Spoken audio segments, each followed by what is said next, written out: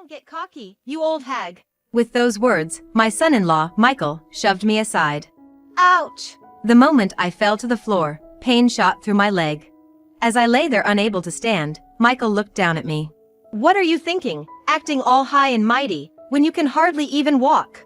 Do you realize who's providing you with this comfortable life in such a big house? You're penniless and useless since your husband passed away. And now you have the audacity to intrude into my family's life. Remember, you are staying at our house now. Know your place. Do not defy me, or I will send you off to a care facility right away.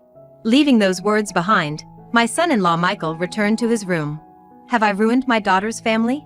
I would have been better off alone. I should not have come here. My name is Nancy. I lost my husband 2 years ago and have been living alone in this house filled with memories of him. I've always had a bad leg and depended on my husband's help for my day-to-day activities.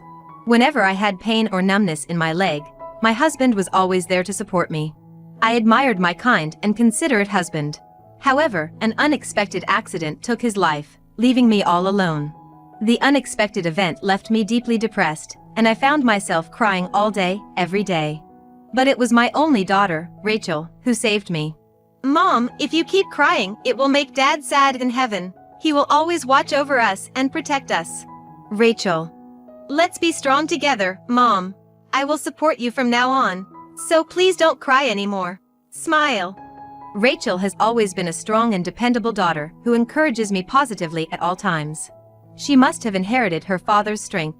Thank you, Rachel. You're right, I can't keep wallowing in sorrow. It would worry your dad too much. That's right, Mom. If you keep crying, Dad might worry so much that he can't even find his way to heaven. We shared a small laugh and decided to move forward together. 5 years have passed since my husband passed away. Rachel, who was in high school at that time, has become a respected working professional and got married 2 years ago. After their marriage, the couple built their own house and Rachel moved out of our family home, which is about an hour's drive away. Back then, she had repeatedly persuaded me to live with them, but I firmly refused. It was because I didn't want to interfere with the newlyweds, and also because I didn't want to leave this house where I had spent so many years with my husband. Although I'm touched by the offer, I intend to continue living here with your father's memories. But what if something happens, Mom? There won't be anyone to help you. Dad may be watching over you, but he can't help you anymore. I understand, Rachel. But it's okay. You should live your own life with your husband, not worrying about taking care of me. Focus on your new family. Although Rachel looked a bit worried, she reluctantly agreed when I insisted. In truth, living alone had its difficulties, but I didn't want to burden my daughter, so I managed to get by. The season had turned to winter. When it got cold, my legs would start to give me trouble. The cold exacerbates the pain and numbness, so I tried to keep as warm as possible. But compared to the warmer seasons, it was much harder to go about my daily life.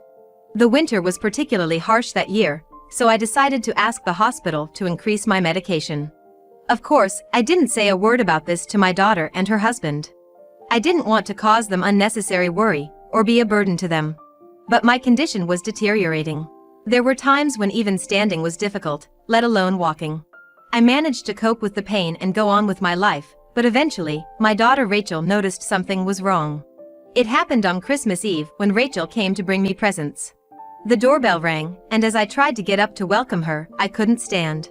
Rachel must have been worried when I didn't answer the door after several rings, so she unlocked the door and walked in.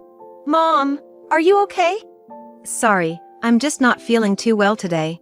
I tried to put on a brave face and smile, but Rachel saw through me. Mom, you don't have to push yourself. Please, come stay with us. I can't bear to see you suffer like this. It's okay. I just couldn't move for a moment, but I'll be fine once I take my medicine. No matter how stubborn I was, Rachel insisted. I knew something was wrong the moment I walked in. You, who always keeps everything neat and tidy, have left things lying around, which is unlike you. You're so unwell that even tidying up must be a struggle, right? Also, your medication has increased. It's on the table, but there's a lot more than last time. Rachel was right about everything, and I was left speechless. Please, even if it's only until you're feeling better, come stay with us. When you're back on your feet, you can return to this house. Dad would want the same. With that, Rachel embraced me. I hadn't realized how strong my daughter had become. Rachel was no longer the child I thought her to be. she had become a responsible adult. Rachel, I'm sorry. I'm truly sorry. We're family. Even though I've moved out after getting married, you and Dad are still my precious family. Her warm words touched my heart. I nearly cried, but I held back my tears and smiled, saying thank you. I agreed to live with them for a while. I packed up some of my things and Rachel drove me to her and her husband's house. Their house was newly built and very beautiful since it was still quite new. The design of the house, with fewer stairs and steps, made me feel as if it was built with my comfort in mind. Mom, this is your room. Rachel led me to a corner room on the first floor. The room was filled with warm sunlight, and there was a photo of my husband, me, and Rachel. I'm sure this room was prepared by Rachel for me. The kitchen is this side, and the bathroom is over there. If you need anything, just let me know. Thank you, Rachel. Where's Michael? Since we arrived, Rachel had been showing me around, but her husband Michael was nowhere to be seen. He should be in his room. Don't worry about it, Mom. But I should say hello. After all, I'm going to be a burden on him. Rachel's face clouded over a bit. The truth is, Michael has hardly been leaving his room. I haven't seen him for quite some time now, but he knows about you moving in, so don't worry. What do you mean he doesn't come out of his room? Cutting off my question, Rachel exclaimed, I'm going to make dinner. It's Christmas Eve today, so I'm going to give it my all, and off she went to the kitchen. This was the first time she had ever said something like that. After all, I hadn't met her husband, Michael, since the day they came to tell me about their marriage. There was no formal meeting with Michael's family, and no wedding ceremony. According to Rachel, Michael's parents are too busy for a formal meeting. We decided together that we didn't need a wedding. As for me, I would have liked to meet his parents if possible, and even a modest wedding ceremony would have been nice.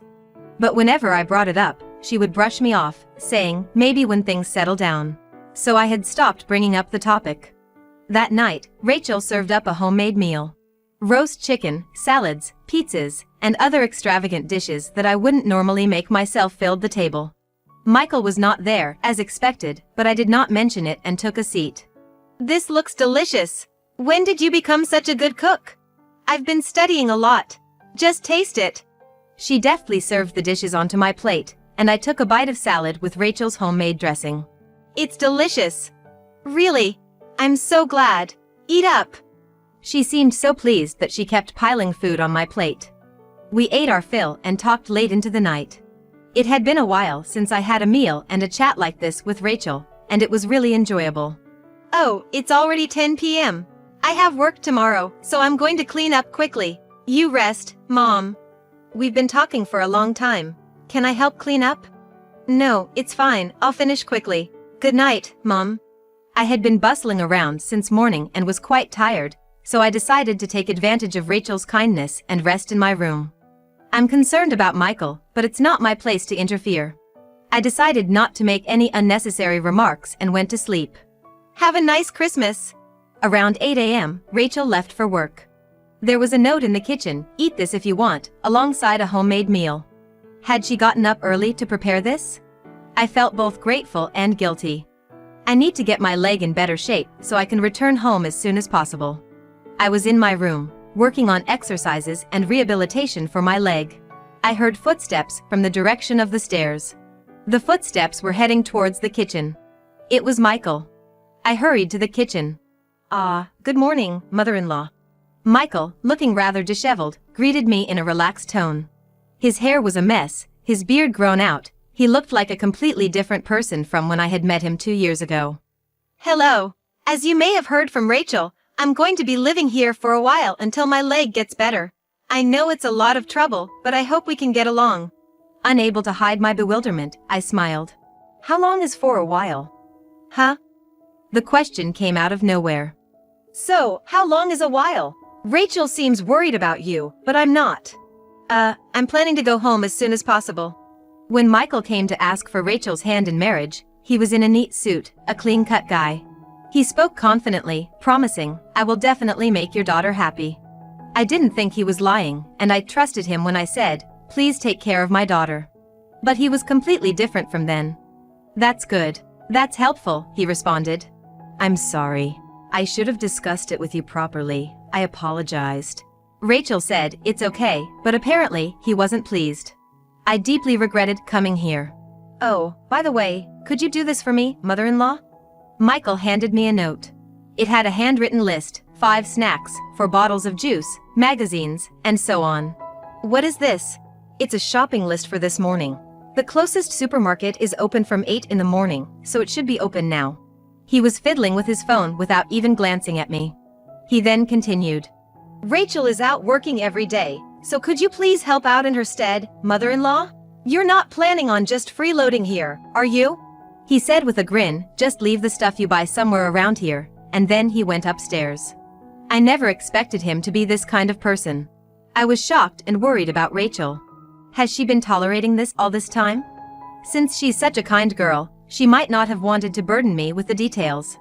It was another cold day outside. The forecast had said it might snow, so we could have a white Christmas. I dressed as warmly as possible and headed outside with the note. Rachel would go to work almost every day, and often she came back late. The only time she could rest properly was on Sundays, when she would do housework and go shopping. Michael was always cooped up in his room, leaving Rachel to take care of the house. However, on days when Rachel wasn't there, I was sent out to do the shopping and other errands by Michael. The biting cold made my legs hurt and it was hard to walk. I couldn't tell Rachel. She had enough on her plate, and I didn't want to add to her worries. This lifestyle continued for about a month. One day, I returned from my usual shopping trip to find an unfamiliar pair of women's heels at the front door. I had a bad feeling. I left my shopping bags where they were and struggled up the stairs, holding onto the handrail. I finally made it to Michael's room and cautiously approached the door. Inside, there were 2 people. I heard Michael's voice, and a woman's voice I'd never heard before. They were talking with great joy, and there were moments when the woman laughed loudly. This was an shocking truth. I can't believe it. My son-in-law is having an affair, and even bringing her into our home while my daughter is out working. It's absolutely unforgivable. I must never forgive this man. Something taut within me snapped. Before I knew it, I had thrown open the door to Michael's room, my voice raised. What are you 2 doing? Sure enough, there were 2 people in the room. An unknown woman looked at me with a dumbfounded expression. Michael clicked his tongue, stood up, and walked toward me. Michael, what's going on? Are you doing this all the time? Shut up. You just barged into my room to lecture me? Just answer me, I can't stand this. My anger was not subsiding. I glared at him fiercely. What's that look for? Don't what me? Explain properly. In that moment, he shoved my shoulder hard. I told you to shut up, old hag, get into a care facility. Don't you dare dictate to me. I fell onto the floor. A strong pain shot through me, and I could not even stand up. Don't you act so high and mighty when you can't even walk properly. Who do you think lets you live in such a big house? You're living in our house, remember your place. Don't interfere with me again. He forcibly pushed me out of the room and the door slammed shut with a loud noise. Rachel, I'm sorry. I may have ruined your happiness. But I can't leave you here. I made up my mind. What's up? It's quite late. I have something to talk about. I'm sorry to bother you when you have work tomorrow.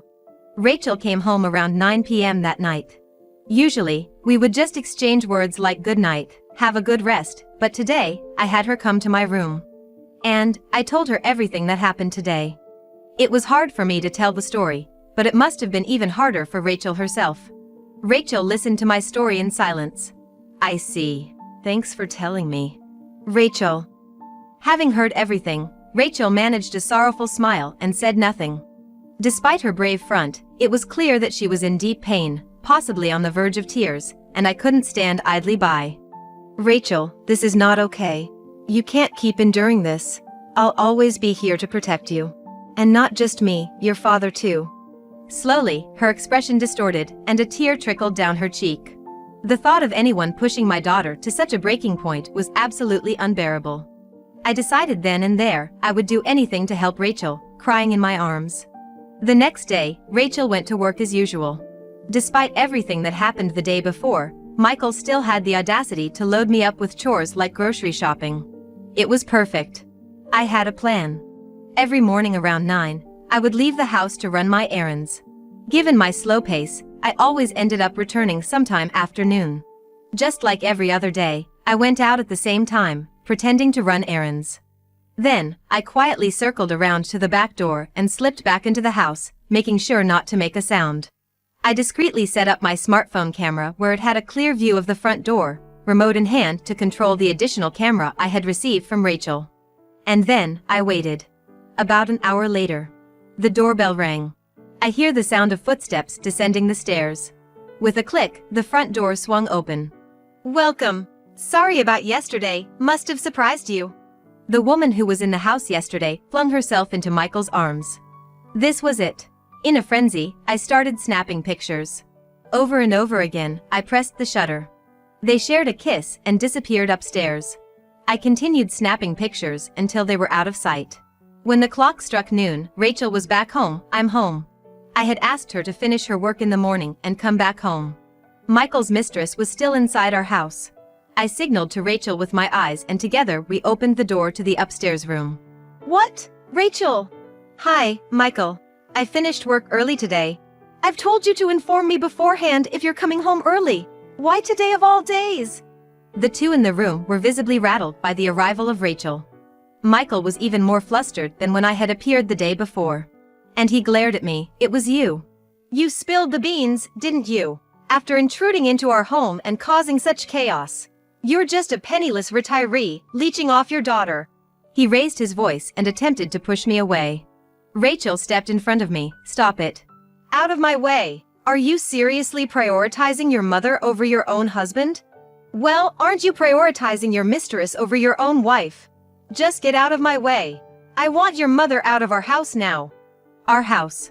He still seemed to think the house was his. "I never told you, but the owner of this house is my mom." "What?" "This land and house, they belong to my mom. She's the one paying all the taxes and expenses. But if you knew that, your pride would be hurt, wouldn't it? Besides, I saw no need to tell you, since you're always cooped up at home without a stable job." Indeed, as Rachel pointed out, I owned all of the land in this area. My late husband had originally owned it, but I had inherited it. And as a wedding gift, I had given the house to my daughter. At the time, I thought they were still young and might struggle financially, so I arranged for all the taxes and expenses to be paid from my account. "But not only do you just stay cooped up at home, you're also bringing women I don't even know here." "No, Rachel, wait." Against Michael's too late attempt at an excuse, Rachel declared a divorce. She even added she already hired a lawyer. "So, I'll need you to leave by tomorrow. This is an eviction notice from the homeowner." Michael was speechless, and the mistress scurried off. "What are you talking about, asking me to leave by tomorrow? Hey, Rachel, let's talk. If we talk, I'm sure you'll understand." "You better listen to what the homeowner is saying." Michael just crumpled right there, at a loss for words. In the end, the couple divorced.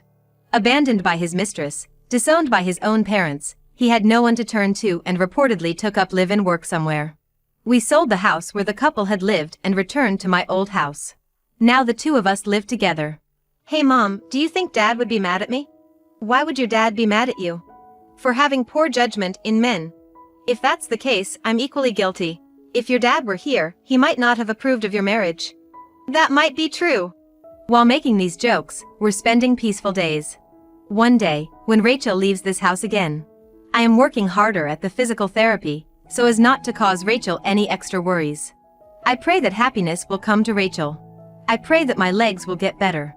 I said a prayer to my husband in heaven. I felt as if the sky had shone a little.